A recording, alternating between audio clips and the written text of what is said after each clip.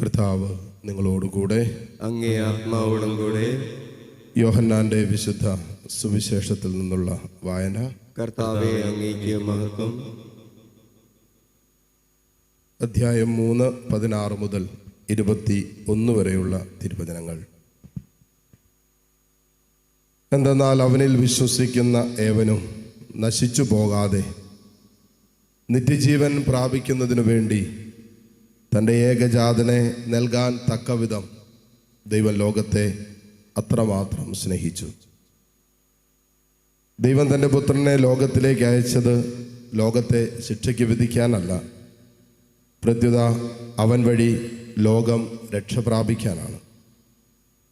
അവനിൽ വിശ്വസിക്കുന്ന ഒരുവനും ശിക്ഷയ്ക്ക് വിധിക്കപ്പെടുന്നില്ല. വിശ്വസിക്കാത്തവനോ ദൈവത്തിൻ്റെ ഏകജാതൻ്റെ നാമത്തിൽ വിശ്വസിക്കായിക മൂലം നേരത്തെ തന്നെ ശിക്ഷയ്ക്ക് വിധിക്കപ്പെട്ടിരിക്കുന്നു. ഇതാണ് ശിക്ഷാവിധി.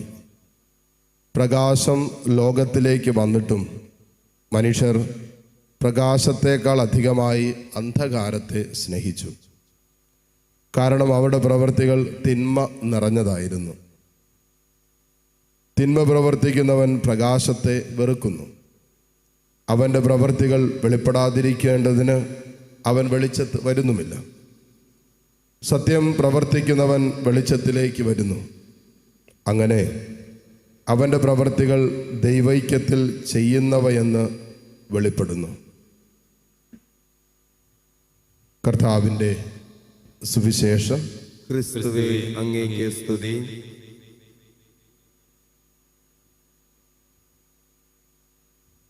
മിശിഹായിൽ ഏറ്റവും സ്നേഹമുള്ള മാതാപിതാക്കളെ, സഹോദരി സഹോദരങ്ങളെ, നമ്മൾ വായിച്ചു കേട്ട ഈ സുവിശേഷ ഭാഗം സുവിശേഷങ്ങളുടെ സുവിശേഷം എന്ന് വേണം പറയാൻ. അല്ലെങ്കിൽ എല്ലാ സുവിശേഷങ്ങളും കൂട്ടിവെച്ചിട്ട് ഒരൊറ്റ വാക്കിൽ സുവിശേഷത്തിൻ്റെ സന്ദേശം എന്താണെന്ന് പറഞ്ഞാൽ ഈ യോഹന്നാൻ 3:16 പറഞ്ഞാൽ മതി. തൻ്റെ പുത്രനെ നൽകാൻ തക്കവിധം ദൈവം ലോകത്തെ അത്രയധികം സ്നേഹിച്ചു. നമുക്കറിയാം, സ്നേഹത്തിൻ്റെ ആഴം കൂടുമ്പോൾ നമ്മൾ നൽകുന്നതിൻ്റെ അളവ് വർദ്ധിക്കാൻ തുടങ്ങും.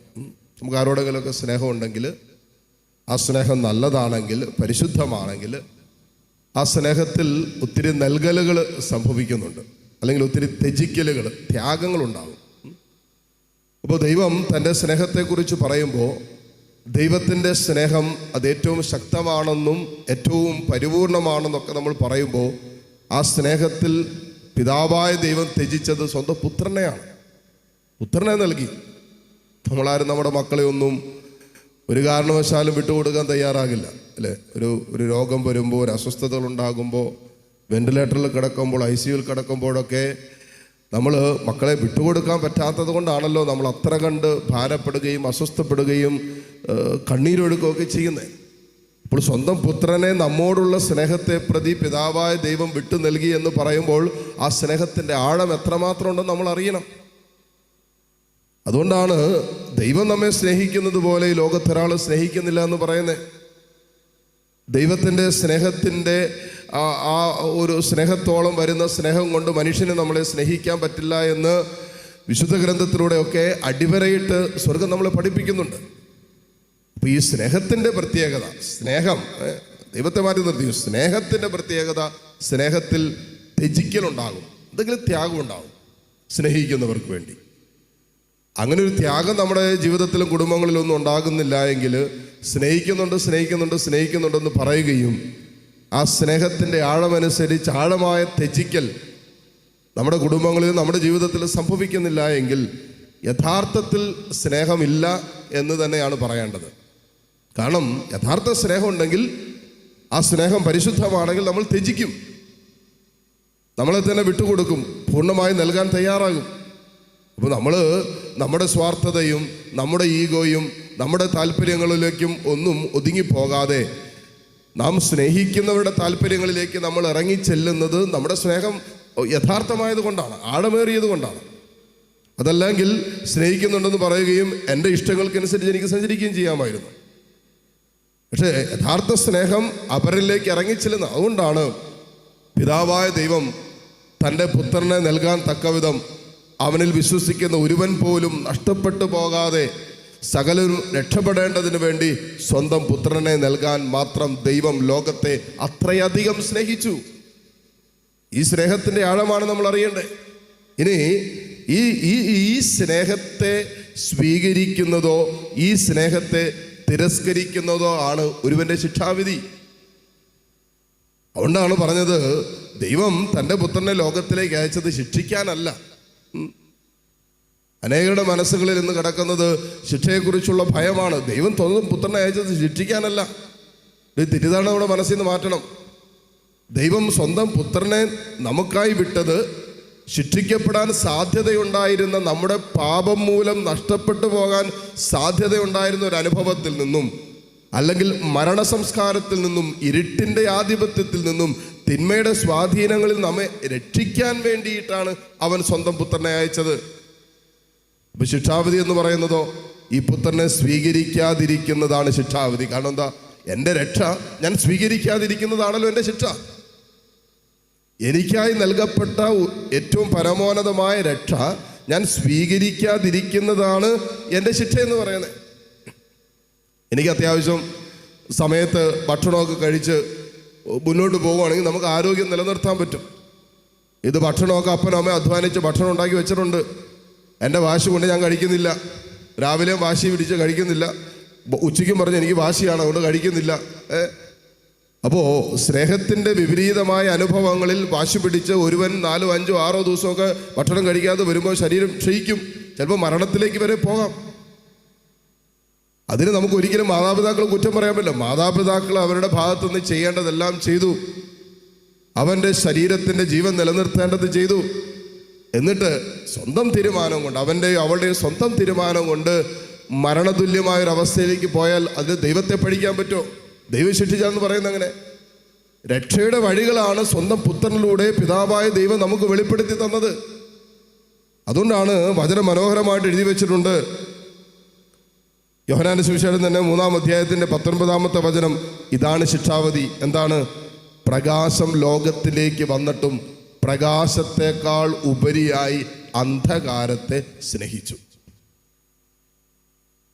നന്മയിലും വിശുദ്ധിയിലും ദൈവസ്നേഹത്തിലൊക്കെ ജീവിക്കാൻ നമ്മൾ പ്രകാശത്തെയാണ് തിരഞ്ഞെടുക്കേണ്ടത്. ആരാണ് പ്രകാശം? യേശുവാണ്. ഞാനാണ് ലോകത്തിൻ്റെ പ്രകാശം എന്ന് ഈശോ പറഞ്ഞു. അതിന് പകരമായി അന്ധകാരത്തെ സ്നേഹിച്ചു. അന്ധകാരത്തിൻ്റെ വഴികളെ, തിന്മയുടെ വഴികളെ, പാപത്തിൻ്റെ വഴികളെ സ്വീകരിച്ചിട്ട് പറഞ്ഞു. ഇപ്പോൾ കർത്താവ് പറഞ്ഞു, ഇതാണ് ശിക്ഷാവിധി. എന്താണ്? ദൈവം തൻ്റെ സ്നേഹത്തിൽ നമുക്ക് നൽകിയിരിക്കുന്ന സ്വാതന്ത്ര്യത്തിൽ നമ്മളെടുക്കുന്ന തെരഞ്ഞെടുപ്പ് അത് രക്ഷയോ ശിക്ഷയോ ആയിട്ട് മാറാം. അല്ലാതെ യേശുവിനെ ഈ ലോകത്തിലേക്ക് വിട്ടത് നമ്മളെ ശിക്ഷിക്കാനല്ല. അതുകൊണ്ട് ശിക്ഷയെക്കുറിച്ചുള്ള ഭയമല്ല നമ്മളെ നയിക്കേണ്ടത്. മറിച്ച് ദൈവസ്നേഹത്തിൽ അവൻ സ്വന്തം പുത്രനെ നൽകി നമ്മെ രക്ഷിച്ചു, സ്നേഹിച്ചു എന്നുള്ള യഥാർത്ഥമായ പരിശുദ്ധമായ സ്നേഹത്തിലാണ് നമ്മുടെ ജീവിതത്തെ സമർപ്പിക്കേണ്ടത്. ആ സ്നേഹത്തിൻ്റെ ആഴമാണ് ഒരു ജീവിതത്തെ മാറ്റിമറിക്കുന്നത്. പ്രകാശത്തിൽ സഞ്ചരിക്കാൻ ഒരുവന് ആ സ്നേഹത്തിൽ സ്വാതന്ത്ര്യമുണ്ട്. യഥാർത്ഥമായ സ്നേഹത്തിൽ സ്വാതന്ത്ര്യം. നിങ്ങളുടെ മാതാപിതാക്കൾക്ക് മക്കളോട് അങ്ങനെ ഒരു സ്നേഹം, നല്ലൊരു സ്നേഹം ഉണ്ടെങ്കിൽ മക്കൾക്ക് ആ മാതാപിതാക്കളോടുള്ള ബന്ധത്തിൽ സ്വാതന്ത്ര്യം ഉണ്ടാവും. എന്ന് പറഞ്ഞാൽ അവരുടെ ജീവിതത്തിൽ സംഭവിക്കുന്നതെല്ലാം മാതാപിതാക്കളോട് ഷെയർ ചെയ്യും, സംസാരിക്കും, പങ്കുവയ്ക്കും. ഈ സ്നേഹം നഷ്ടപ്പെട്ടു പോകുമ്പോൾ സ്വാതന്ത്ര്യം നഷ്ടപ്പെട്ടു പോകും. അപ്പോൾ എന്ത് ചെയ്യും? മക്കളൊന്നും പറയുകയില്ല, മക്കളൊന്നും മിണ്ടുകയില്ല. കാരണം ഒന്നും മിണ്ടിയിട്ട് കാര്യമില്ല. സ്നേഹക്കുറവുള്ളതുകൊണ്ട് എന്തെങ്കിലും പറഞ്ഞു തന്നാൽ ചിലപ്പോൾ ആ പറഞ്ഞ വിഷയത്തെ പ്രതി കുറ്റപ്പെടുത്താൻ സാധ്യതയുണ്ട്. അതേ പ്രതി ഏതെങ്കിലുമൊക്കെ രീതിയിൽ മാനസികമായി അസ്വസ്ഥപ്പെടുത്താൻ സാധ്യത ഉണ്ടെന്ന് കണ്ടു കഴിഞ്ഞാൽ എന്ത് ചെയ്യും? മക്കൾ സംസാരിക്കില്ല. മക്കൾക്ക് മാതാപിതാക്കളോടൊരു സ്വാതന്ത്ര്യത്തിൽ സംസാരിക്കണമെങ്കിൽ പോലും ഈ സ്നേഹം ഉണ്ടായിരിക്കണം. സ്നേഹം നൽകുന്നൊരു സ്വാതന്ത്ര്യമുണ്ട്. അതാണ് ഒരു ആത്മീയ മനുഷ്യൻ അനുഭവിക്കുന്ന സ്വാതന്ത്ര്യം. ദൈവസ്നേഹത്തിൽ തന്നെ പ്രതിഷ്ഠിച്ച് കഴിയുമ്പോൾ ഒരുവൻ അനുഭവിക്കുന്ന സ്വാതന്ത്ര്യമാണ് ഒരു ആത്മീയ സ്വാതന്ത്ര്യം. ഈ ആത്മീയ സ്വാതന്ത്ര്യം ബാക്കി ഏതെല്ലാം മേഖലകളിൽ നമുക്ക് അസ്വസ്ഥതകളുണ്ടെങ്കിലും നമുക്ക് അനുഭവിക്കാൻ പറ്റും. അതാണ് ആദ്യ വായനയിൽ നമ്മൾ കണ്ടത്. ജയിലിൽ പിടിച്ചിട്ട അപ്പസ്തോലന്മാർ ദൈവാത്മാവിനാൽ അവർ പുറത്തു വരിക. കാവല് നിൽപ്പുണ്ട്, എല്ലാം നിൽപ്പുണ്ട്. എന്നിട്ട് ജയിലിൽ കിടന്നവർ പുറത്ത് വന്നിട്ട് അവരുടെ ഇന്നലകളിൽ അവർക്ക് കിട്ടിയ അടിയെക്കുറിച്ചോ നാളെ കിട്ടാൻ പോകുന്ന ശാരീരികമായ വേദനകളെക്കുറിച്ചോ സുവിശേഷത്തെ പ്രതിയുള്ള സഹനത്തെക്കുറിച്ചോ അസ്വസ്ഥരാകാതെ അവർ പുറത്തോട്ട് വന്നിട്ടും സുവിശേഷം പറയുകയാണ്. എന്ന് പറഞ്ഞാൽ ഒരു ആത്മാവിൽ സ്വതന്ത്രരായിരുന്നു, ഒരു ആത്മീയ സ്വാതന്ത്ര്യം ഉണ്ടായിരുന്നു. അതുകൊണ്ട് അവർക്ക് ദൈവസ്നേഹത്തെ കുറിച്ച് പറയുന്നതിനെക്കുറിച്ചോ ദൈവസ്നേഹം പ്രഘോഷിക്കുന്നതിനോ അവർക്ക് ഭയവുമില്ല, മടിയില്ല. കാരണം ഈ സ്നേഹം അവരെ നിർബന്ധിക്കുകയായിരുന്നു. അതുകൊണ്ട് പരിശുദ്ധമായ സ്നേഹത്തിലാണ് നമ്മുടെ ജീവിതം സമർപ്പിക്കേണ്ടത്.